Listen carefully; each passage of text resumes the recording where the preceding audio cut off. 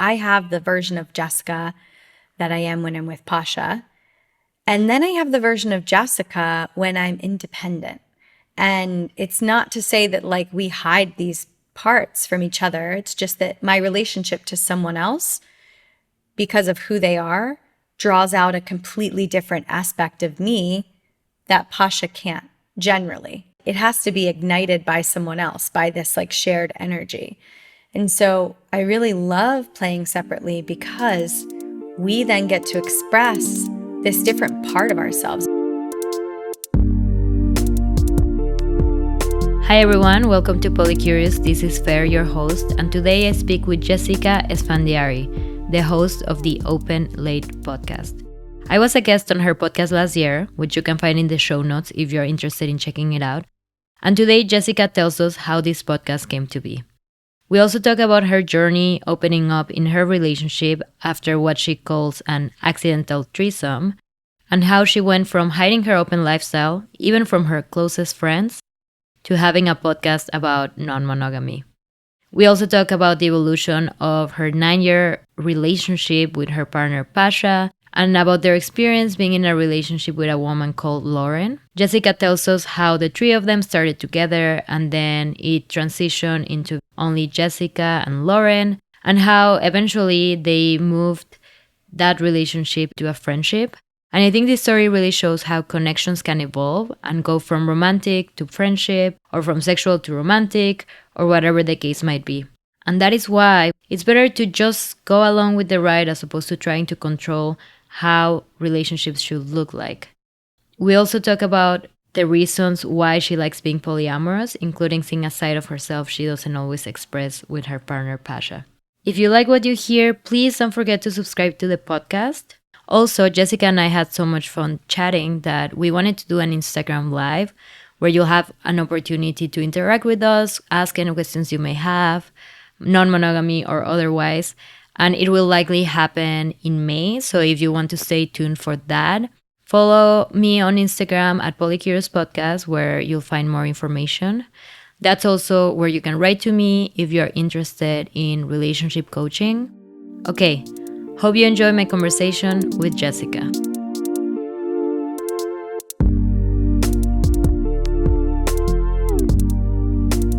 Jessica, welcome to Polycurious. I'm so excited. I enjoyed so much the conversation that we had on your podcast, and I had to kind of keep the questions for this opportunity. So I'm just glad that we're finally here. And yeah, just excited to have you on the show. Yeah, I'm excited to be here. Thank you for having me, love.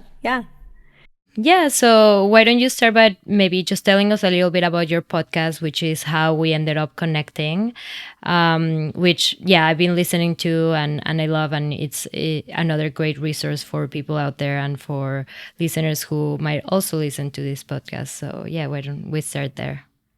Thank you. Open Late is the name of the show. It was really a way to kind of share this side of my life in a public way, which I hadn't really done much. My husband and I have been in an open relationship for the entirety almost of our whole relationship together. So, almost a decade. We were monogamous for about 6 months before we sort of dove in. And so this podcast was a way to take all my learnings and like the things that I've navigated over the years and the changes that have happened in our relationship, because there have been so many chapters, and share that with people in a way that like hopefully helps them. That's really the inception of the pod. Yeah. And it's been amazing. Fun. I'd love to hear a little bit about your process, kind of keeping it secret and keeping your open relationship secret and opening it up. And I guess a little bit of context that would be helpful for the listeners would be, how you guys open up your relationship, because I know it was a spontaneous process. It wasn't like something that you guys talked about or planned. So can you just like tell us a little bit about that?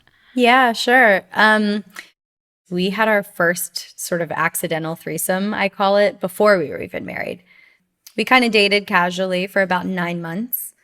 And then we didn't speak for a while because we were like doing other things and he was traveling and I wanted to maybe be in a more serious relationship. And then we came back together. I mean, at the time we were in our late 20s and he moved in. Like we went from, you know, being like hot and heavy and this like, you know, sexy like encounter, but we didn't have a commitment for 9 months to not speaking. And then to boom, he's like, I want to be with you for the rest of my life. And we moved in together. And we just adopted monogamy because that was the norm. And that's all either of us knew.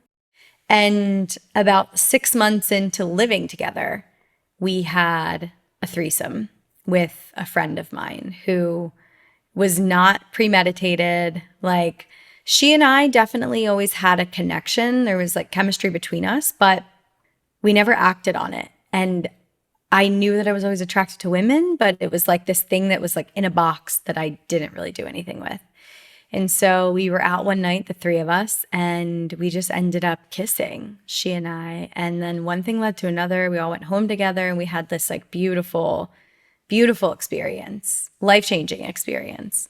And we ended up sort of carrying on a little bit of a relationship with her. It was more like, you know, long weekends and it was very physical, but she and I had been friends for a while. So we had that as well. And the two of them had a nice budding relationship. Like they would see each other one-on-one sometimes, like if I was out of town. And I think it lasted maybe a year. Maybe we saw each other a handful of times over that time. And then she ended up getting into a relationship, a monogamous relationship, which is what she wanted. And so we kind of parted ways and it was really amicable. And that was sort of our first, you know, foray into this type of lifestyle. And then we were married about 6 months after that first sort of threesome. And we never really looked back. We just kept leaning into newness, curiosity. We had experiences sort of solo early on where I would date other men or I would go on some dates with other women and he would date other women as well. If he was on vacation or I was. And then we did have our fair share of like threesomes with other women. We've had some threesomes with other men. And over the years, it just sort of evolved. Like, you know, Pasha's heterosexual too. So he's looking for pretty much other women, but doesn't really want to, or hasn't in the past wanted to create these like long-term relationships because that's not what he wanted. And we had a very different style in dating where I was like, I need consistency and connection. And I was super happy. I mean, at one point when we had first moved to LA, I met a guy and I kind of saw him off and on for about 3 years. And that was super fulfilling to me. Whereas Pasha in that period of time had maybe dated, I don't know, 10 different women. And not even really dated. It was more like vacation, you know, hot, sexy encounters. And so we had a very different style of how we related to other people in those early years. And we would go to play parties sometimes, or we'd go on vacation together and meet other people. And then when Lauren came into our lives, that's when things really shifted from being open and looking at these experiences as like adventurous and fun to, holy shit, we're in love with this person. And, you know, coming from a place where we were always, besides the first woman and Lauren, who's kind of like the last that we dated together, everything in between has proved that it's really hard to find one person that you and your partner like are both attracted to, both want to be around, and that it's a mutual thing coming from that other person. And you know, that's the entry point for a lot of like, you know, heterosexual presenting couples where it's like, oh, we're going to find a third, we're going to find a unicorn. And it's like, people don't realize there's so much wrong with that scenario. Like it very rarely works. So when Lauren showed up in our lives, we were like, oh wow, this this is a thing. And so I think that is what shifted us and was a whole new chapter of polyamory and learning how to really have someone else fully in our lives, in our relationship every day. Yeah, so it's been a journey, but we've been almost 9 years. Yeah, that's awesome. Yeah, and so many lessons in between, I'm sure. And I definitely want to talk about Lauren and your relationship because it sounds like it's really special. But before that, I'm interested to hear because I heard in one of your interviews that you talked about how much shame you felt around what you were doing and how at the beginning you kept it from other people. And now you have a podcast about it, right? So, Yeah. You mentioned that the way that you let go of shame was kind of putting yourself in situations in which you knew that you might feel shame and kind of just exposure therapy in a way. So for listeners who might be experiencing a little bit of shame around opening up or about exploring with people of the same sex or whatever it is, what's your advice, or can you speak a little bit of your experience putting yourself in those situations? What kind of situations, and how did you kind of come to the other side to now have a podcast and be public about it? Yeah. Wow, that's a beautiful question and a loaded one. But I think, the exposure therapy thing is really interesting because people are like, oh, I want to overcome this thing, but without doing the thing. And it really is impossible. I mean, other than you could do some, I think, meditations, manifesting, and sort of projecting an image of what you want to create. But unless you actually step into the fire, it's really hard to get through some things that we all live with, like shame and embarrassment, fear, anxiety. So for me, it was really like, okay, low hanging fruit, right? Which I learned from The Ethical Slut. It's like, do the thing that's the least edgy and sort of master it. So, I didn't really want to go on dates with other guys because I was worried someone would find out. Or, someone would see me out. Someone would see me on a dating app and have questions. So it was like tiptoeing into that world little by little, and then really like bringing all those feelings to the surface and letting them sit, letting them be there. One of the biggest things that I can share is I've always learned to examine my thoughts. I'm a big personal development junkie, and so I know the way the subconscious mind works, or at least I, can understand it a bit. We actually know very little about the mind, but its inner workings are that we have this voice that's always trying to keep us safe and keep us in a predictable lane. So little voices that pop up like, this is not okay, or, what are people going to think about you? Does this mean you're, I grew up with words like slutty or whore, or whatever, being like really bad words. I had a lot of trauma around that in middle school because of some things that had happened to me. So I was raised with this mentality to be like, oh, if people find out that you have like lots of sex partners, they're going to judge you and you're going to be a slut. So I was very serial monogamous type of person my whole life. And I didn't really sleep with anybody that wasn't a boyfriend. So, I mean, when I met my husband, I think I had like sex with like 7 people, maybe. And what I started to do in those situations was question that voice. So when something would pop up, oh, this means this about you, or, you're, slutty, or all you think about is sex, right? Or you're like insatiable. Like if that would be my negative self-talk, I would say, is that true? Right? And I would take that to like my journal or work on it and start to really question it, because the voices in our head are not true. It's just trying to sort of keep us in this box because it's very predictable and will create the same life that we've been living. It's to always be in the question of like, is this true? is this what I want to subscribe to? Do I want to believe this negative self-talk? Or do I want to be in an environment where I let that guide me rather than be guided by my curiosities, my desires, my want and need for growth? Like, does this voice help me grow? Or does doing the thing that's scary and mastering it and being able to hear this voice and say, actually, that's not true about me. I would think that people would think I was a bad person if they found out that, my husband and I were in an open relationship. And, when you get to that question, like, is that true? Does having a non-traditional relationship style make me a bad person? But without the question of it, we're just thinking those thoughts all day long and we're accepting them as truth.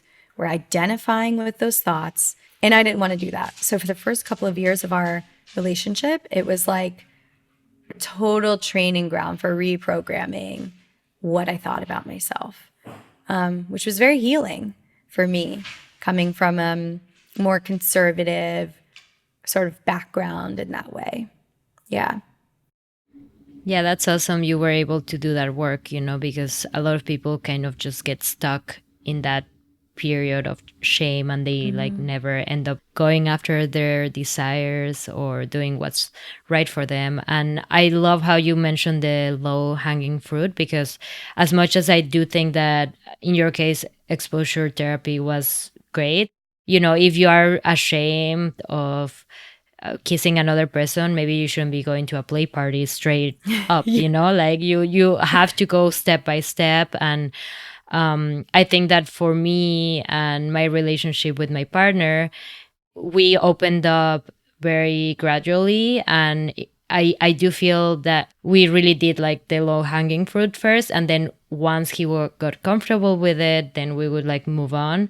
And in a way, it's just that it's impossible for us to actually know it until we experience it, right? So like you have to go through okay, I have to, tell someone that I'm open and then have them not think that I'm a bad person, for me to feel safe. Or in our case, like I need her to go on a date and have her come back to like know that this is okay, even though like it in your head, you have to sometimes just like experience it, right? So, and it does get easy. So for people who want to open up or who want to let go of shame, like don't go for the crazy thing at first, because it can be traumatic and then it can be counterproductive. But do push yourself a little bit out of your comfort zone, and then things that might be a little bit uncomfortable, then they just become so easy. Like you are an example of that. Like you were ashamed of telling even your closer friends about your open relationship. I know you have a podcast about it just because you put yourself in that place of doing it, right? Yeah. Yeah. And it was, you had asked the question, was more like a two-parter. And I didn't go into the second part, but you were like, how do you get to the podcast thing? And it's like, once I mastered my own perception of myself, that internalized shame and misogyny that I was carrying around, right? I was able to then look at everyone else and see sort of the pain and the suffering, true suffering that a lot of people in relationship that are trying to fit themselves into monogamy, into the one size fits all, were experiencing. Because I was a coach for a long time, and I still do some, but it was a big part of my work. And I started to see a pattern in people, in couples. I would do these big weekend events. And, there were like 60 participants and maybe like 10 mentor coaches. And I got like a front row seat to people sharing. It was like the theme of this class. The one time I was like, this is totally the universe speaking to me, was like, I feel like a terrible person because I'm in love with my partner. We've been together for 5 years, but I fantasize about other women. I am so ashamed that I hide the fact that I watch porn from my boyfriend. I have so much trouble being faithful. I hate myself. I fall in love. And at about 2 years, I always end up cheating on my partner because I'm unfulfilled sexually, but I still love that person. And so, not that I'm saying that you should be unfaithful or break trust or an agreement, but I had so much compassion for these people. And this was right around the time that Lauren came into my life. And I had just opened up to my parents. And I was like, oh my God, people are really hurting. Like, I get emotional every time I tell this story because it was kind of the moment when I realized that I have such an ability to help people and I'm not doing it. And it's really because I'm worried about my own embarrassment or, what people will think. And so it was like the final hurdle that I wanted to get over. And that's when I really was like, okay, I'm going to tell my close friends in my community, because a lot of my coaching clients were people that I knew or acquaintances, or that's how, people were coming to me, and they started to come to me for relationship stuff. So I was able to start helping people who just not going to subscribe to the mononormativity, who wanted to explore their bisexuality or queerness, and who needed support, like dating, but not wanting to be monogamous, or being in partnership and opening up. And so I had to get over that piece for myself. And then once I did, it was like, oh, I can help so many people. And I started to see the effects and the results of that. And then that was like game changer. And there was no turning back. Yeah, that's awesome. And I think also part of that process is kind of, letting go of this idea of how things should be and just accepting the way things are, right? And kind of showing that to other people and showing, I have this relationship and it doesn't mean that I'm a bad person or whatever that is. And another thing that I loved, that I heard in one of the podcasts that I listened to, you said that Pasha had also like helped you bring you back to how do you feel about this? Like, instead of like thinking so much like, oh, what does this mean? What does this say about me? Or like, what are people going to think? It's like, how does it feel? Right? Yeah. Like, does it feel good in your body? Because I feel like we tend to, and I mean, even to this day, even as someone who is open about being open and who understands different relationship dynamics, like we sometimes want to wrap our experiences in the narratives that society feeds us, and that's just not how they work, and if you are just focusing on how you feel, like, is this making me feel good, then that's a real true north, rather than is it looking good, or is it sounding good, or whatever. So I really loved that advice. He's always been like my biggest teacher in a lot of this. I mean, in life, actually. But he's always been able to guide me back to like what's really important. And he's like, you have your life. You have this time here on earth. Like, don't live for anybody else. We've got to live for ourselves. That's awesome. And on that note, I know that you opened up, or rather you started dating people separately because you had already had experiences with other women. Partly because he encouraged you to do that, because I believe he was on a trip. So can you speak of this transition? Because I bet a lot of couples might be thinking of transitioning into that, but it's just really scary. A lot of couples just feel more comfortable playing together, and it's fine if that's where you want to stay. But can you speak of that, and what was difficult about that process, and what was, beautiful about it? Yeah. So at first, I think us dating separately was really born out of, we were in different places in our lives. There was a lot of travel. We had really different schedules. And so as much as I think we love to have experiences together, for us it was easy because sometimes it was the only option. And it also showed us too, when we would have experiences with people together, how hard it is to like really be into the same person or the same people. And so we realized that we were putting a lot of pressure on ourselves and each other to, we were like, oh, let's meet up with a girl, or even like, dating couples, or like going into communities where people are more coupled. There's always that hope that like everyone will connect and there'll be chemistry and like a vibe, but it's so rare. I mean, It's so, so rare. So I think that was like a little bit edgy for us because it was like, our trauma responses come out. Well, like, why don't you like her? Like, what's wrong? This is like a great couple. Like, what's wrong? Or vice versa. And I think for us, it was unlearning that pressure, like that I think we have too, to like settle and to not think like that there is the perfect person or chemistry or whatever that you're seeking out there. So it helped us take that pressure off and to really do our own thing and to, as I was saying earlier, lean into the fact that we had different styles of like what we wanted out of outside partnership. And so navigating for us was always about what's serving us the most right now. And I would say for people who are interested in, opening and potentially like playing separately, give it a shot because there's such a different dynamic when you are in a room with your partner. You are kind of grappling with the version of yourself that you are with them, which draws out different qualities, different energies, different identities. We're human. This is how we relate, right? So I have the version of Jessica that I am when I'm with Pasha. And then I have the version of Jessica when I'm independent. And it's not to say that like we hide these parts from each other. It's just that my relationship to someone else, because of who they are, draws out a completely different aspect of me that Pasha can't generally. I mean, I can bring it to him, but it's like it has to be ignited by someone else, by this like shared energy.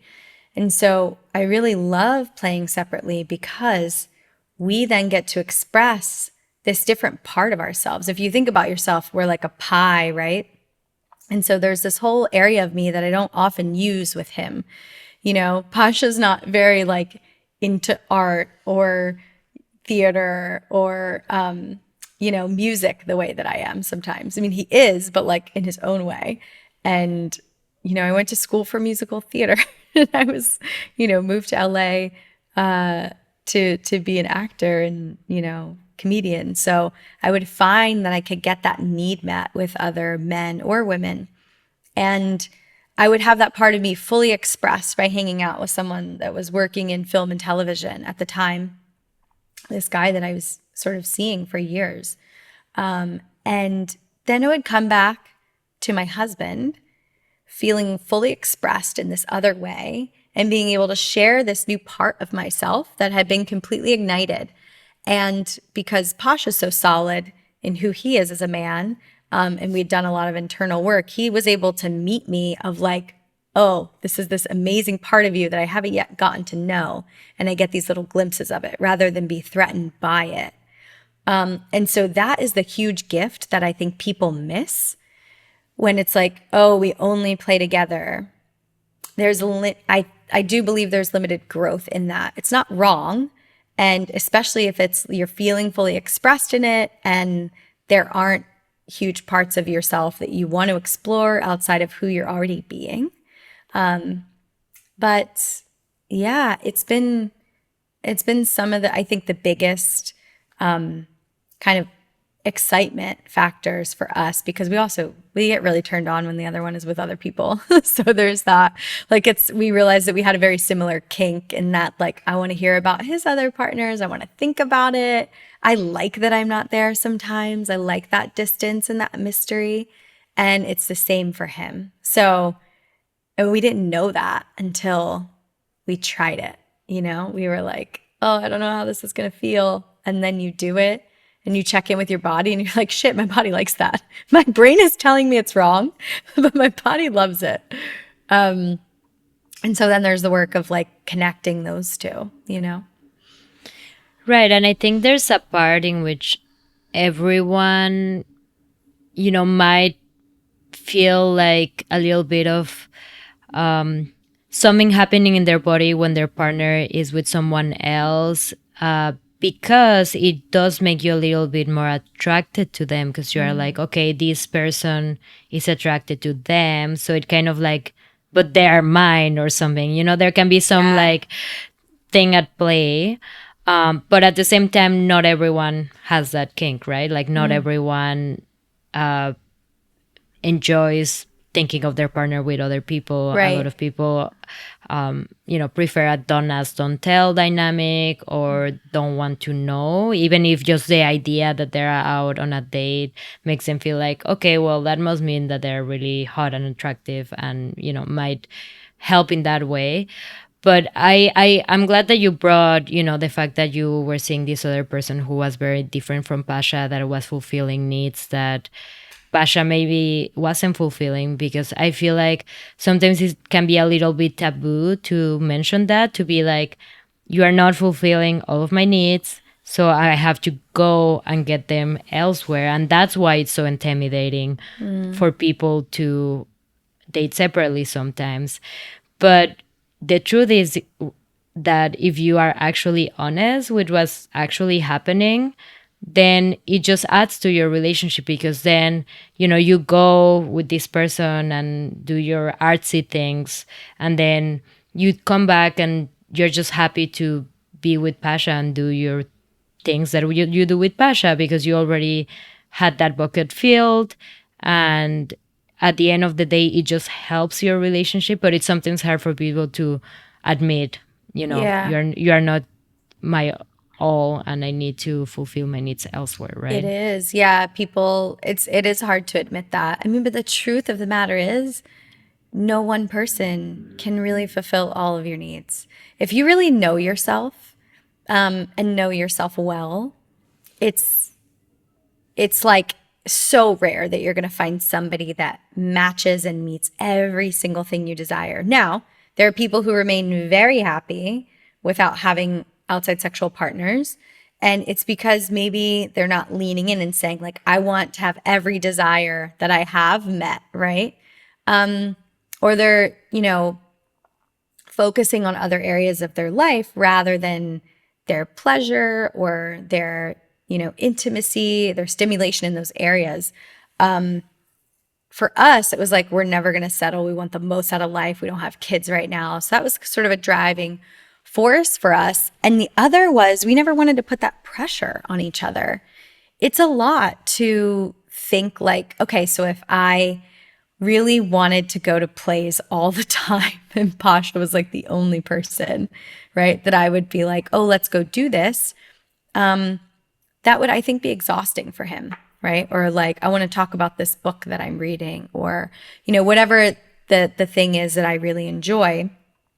And sure, like, you can have a lot of other friends that can meet those needs, which is why I love to talk about like polyamory, even in platonic, because I have like friends that I feel like I'm in love with, but like I don't sleep with them. And so there's different ways to get your needs met for sure. And I always encourage people in monogamous relationships to like lean into loving friendships and intimacy there as well.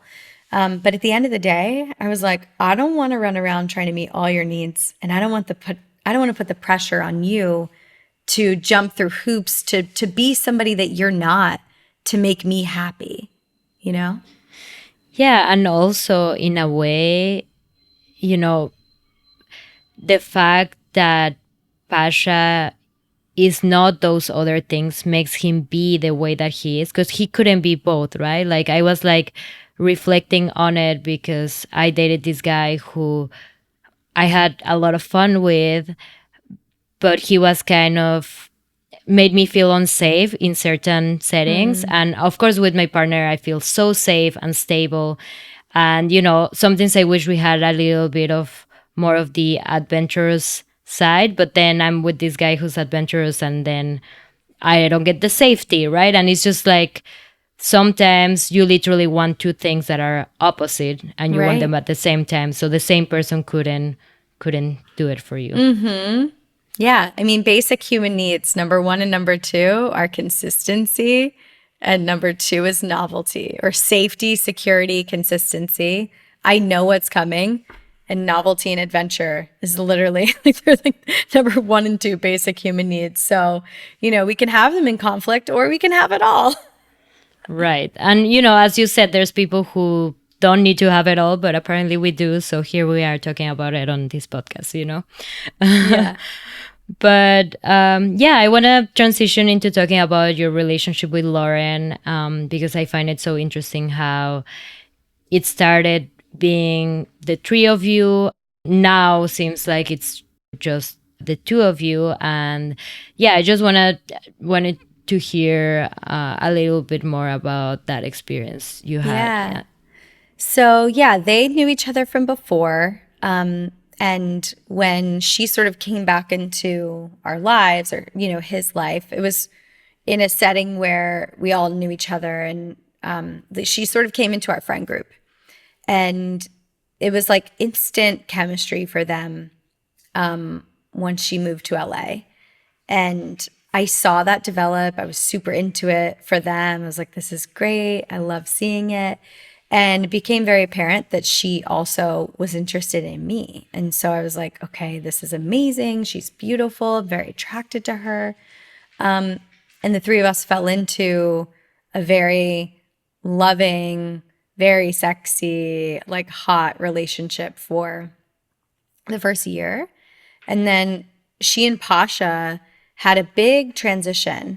But it was sort of gradual, where they shifted from really being like lovers to being best friends. And so the nature of their romance kind of fizzled out a bit. And it wasn't much of a, like, they had a conversation. I think when they realized what was happening, it might have been a little bit like, oh, this is a bummer, but also we're not going to force this. And they have had a beautiful friendship ever since. And so it's what I love about that is, people look at that, and say like, oh, it's a failure, the relationship's over. It's not, because they're still very close. She is a part of our family. She's here all the time. And she and I carried on a relationship,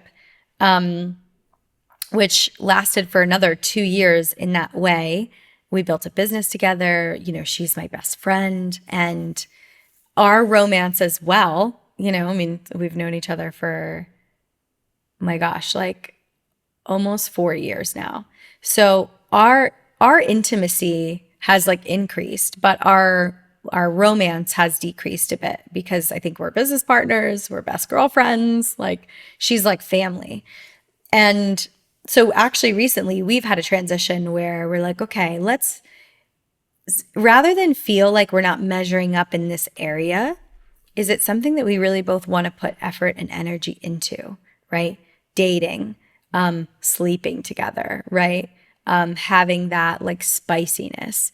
And we realized that we value so many other aspects of our relationship together that that wasn't something that we felt like we wanted to pour energy into.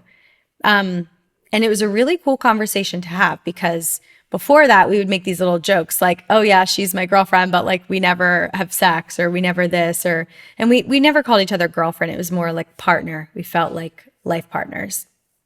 And so rather than have this sort of subconscious energy of like, we're doing it wrong or we're not measuring up, we were like, oh, well, we're still in love. And I want to be around you all the time. We're still very intimate, like we'll kiss on the mouth, but we don't want to be very sexual with each other. And we're just at different places in our lives too. She's definitely looking for a full-time partner, her life partner. She's very interested in being with a man and having a family. And I am about to have children, and that's going to be like, happening in the next year, where we start a family. And I'm interested in creating more community in polyamory, to where when I do have a family, I already have a network of, friends and lovers that I have as like my part of my family, right? Because I have a huge community in LA that is family, but none of them are open or polyamorous. So I'm looking to build that. So I want to put energy into that. She wants to put energy into finding her person. And we were like, oh, this is interesting. We were kind of moving in these different directions, but still together. And so we had that transition. It was very, conscious. And now we're exactly the same as we were before, but we have more clarity around where we're going. But not much has changed. Yeah, what I love about your story with her and with him. It's just that it just goes to show that relationships are just constantly evolving, and that they don't have to look in a certain way. They don't have to fit a certain box.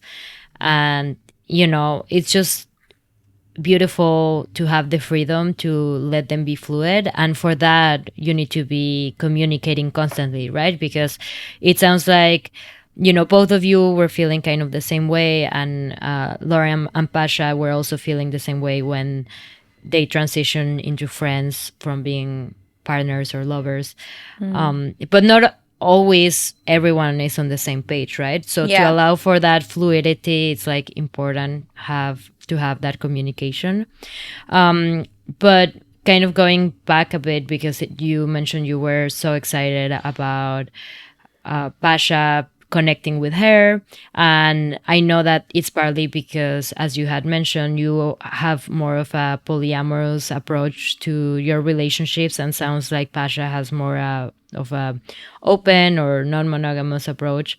And it sounded like you were excited that he would have that type of more romantic relationship with her. I was. Can you talk a little bit about that? Because there's the aspect of being happy for him, but also the aspect of kind of wanting him to have the same type of experience that you had, which I feel like a lot of couples go through. Like, they are just polyamorous, or rather non-monogamous, in different ways, and they just kind of want their partner to experience the same thing, but it's just not how reality works. Yeah, it's true. I mean, I really wanted that for him, and I think he had to open himself up. There's a lot of vulnerability involved. And I was like, wow, I'm going to get to see him from an outsider's point of view, like fall in love with someone else, which is what he looked like when it was happening with me. But I didn't get to see it because I was in it. And so in some ways, I wanted to like view that and see that beauty. Because he's the person I love the most in the world. And like seeing somebody fall in love is just so beautiful. Love is like the most gorgeous, like joyful, blissful thing that we have in life. And I wanted to witness it. But it's also the most scary thing for some people to even like fathom their partner falling in love with someone, and not only falling in love with someone, but falling in love with someone right in front of their eyes, right? So like how do you explain that to people who might just be afraid? I know that you must be in a very confident and secure place in your relationship, but it's probably also partly your personality. I'm not sure. Yeah, I do want to point out too is like I was excited also to see someone like show him that back, because I think that dynamic is like really beautiful. And if you love someone deeply, seeing them have more love in their life, right, can be really beautiful. As you're saying, it's also very scary. And I had very minimal fear. I don't want to sound like non-relatable, because everyone's like, how are you not jealous? I've just never really been the type of person to be jealous. I think jealousy also is a blanket emotion that people use for all sorts of things when they're actually feeling insecure, afraid, when they have a fear of abandonment, when they just might be angry.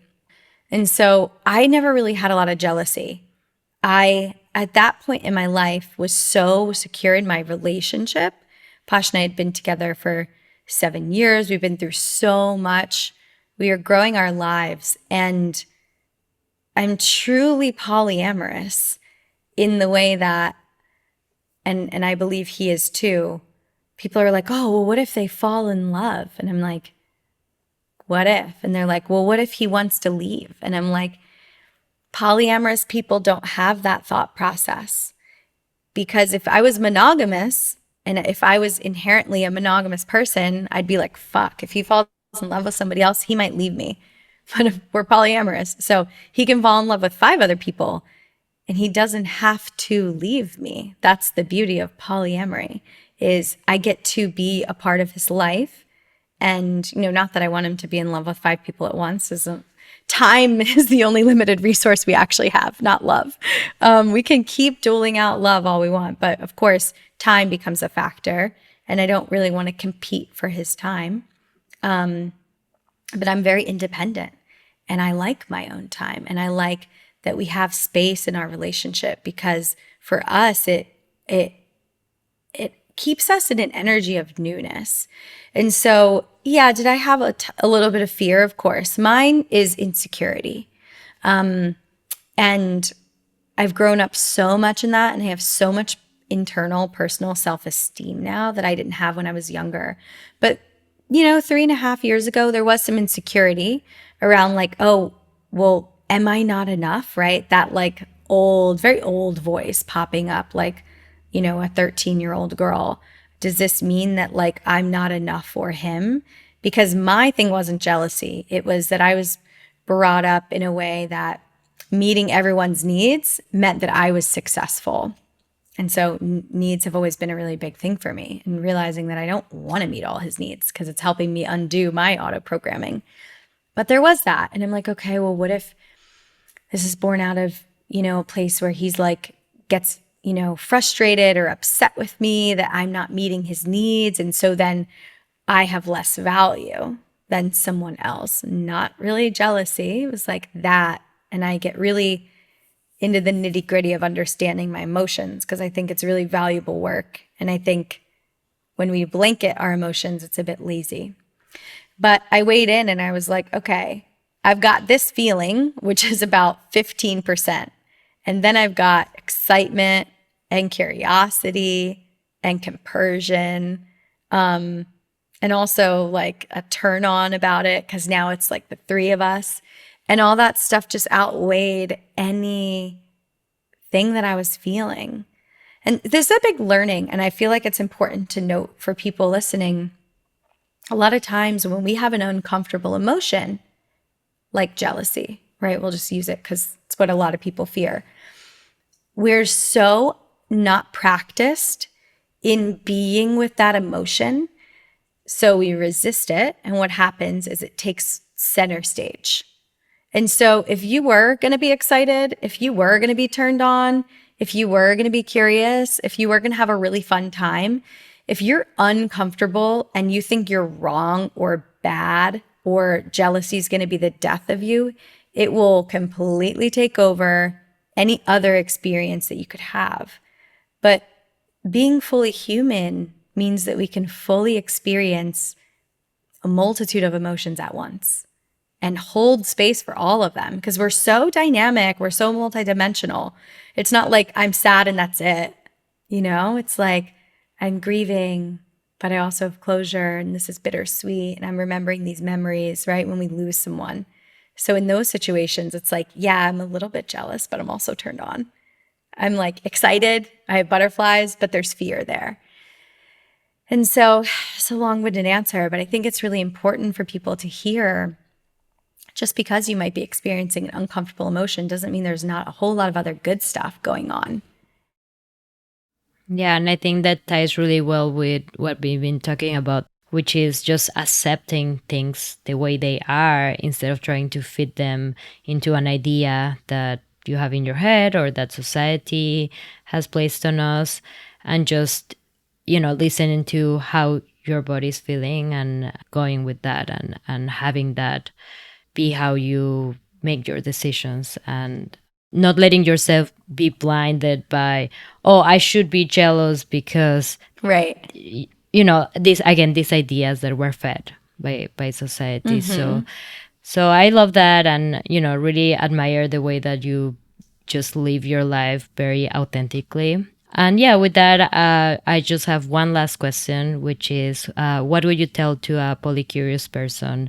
So that can be yourself when you started this journey, a message that you wish you had received, or just some of the listeners of the podcast who might just be venturing into non-monogamy, but are early in their journey.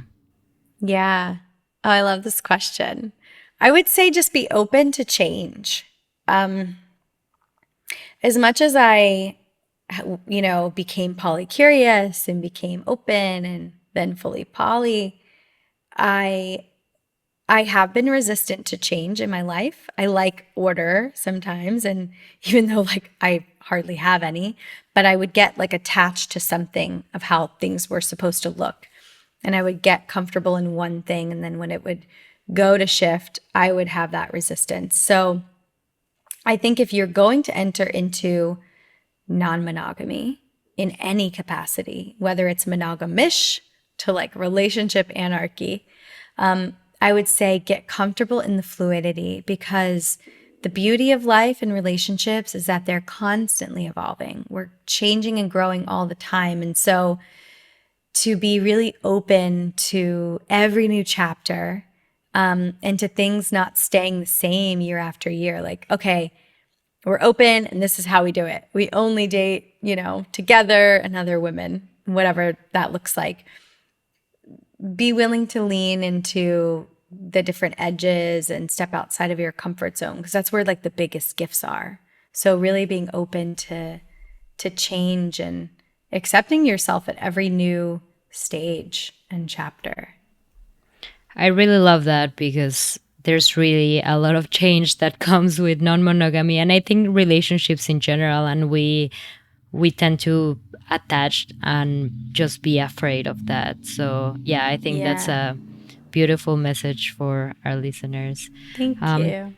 So yeah, thank you so much for that. Unless there's anything else that you'd like to add, that's it on my end. I really enjoyed this conversation, and also enjoy the conversation I had in your podcast, so people can go and check that out, and as well as all of the other episodes that you have out there. Thank you so much. Yeah, it's been a blast to be on the show. And for people listening, if you are curious, polycurious is probably why you're listening to this show. At Open Late, we actually created a quiz, and it's free, and it's like a 5-minute quiz that can sort of help you decide which type of non-monogamy might be best suited for you. And it's free, and I'm going to give you a link so that people can go and check it out if they want to. Yeah, for sure. We'll definitely include that in the show notes. So thank you for that, and all of the resources and wisdom that you shared in this episode.